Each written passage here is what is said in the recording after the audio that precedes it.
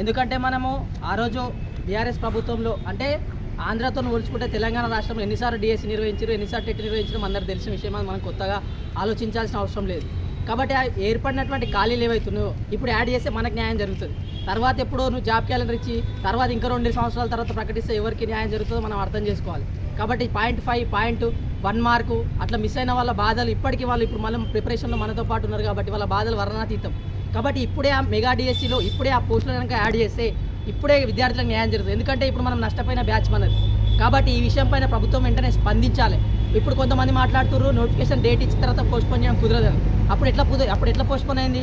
ఏదైనా సాధ్యమైతే ప్రభుత్వం అనుకుంటే రాత్రికి రాత్రి అర్ధరాత్రి జీవోలు వచ్చినటువంటి సందర్భాలు ఉన్నాయి. కాబట్టి ప్రభుత్వం అనుకుంటే అధికార యంత్రాంగం అనుకుంటే ఏదైనా సాధ్యమవుతుంది. కాబట్టి ఇప్పుడు ఖాళీలు ఏవైతే 25,000 పైచిలకు ఖాళీలు ఉన్నాయి రాష్ట్రం వ్యాప్తంగా, ఆ ఖాళీలను ఈడిఎస్సిలోనే యాడ్ చేసి ఈడిఎస్సిలోనే ఇప్పుడున్నటువంటి విద్యార్థులకు న్యాయం చేసేటట్టు తగినటువంటి సమయం ఇచ్చి ఆ మెగా డిఎస్సి నిర్వహించి వెంటనే మెగా డిఎస్సిని ప్రకటించి సమయం ఇవ్వాల్సిన మొదటి డిమాండ్.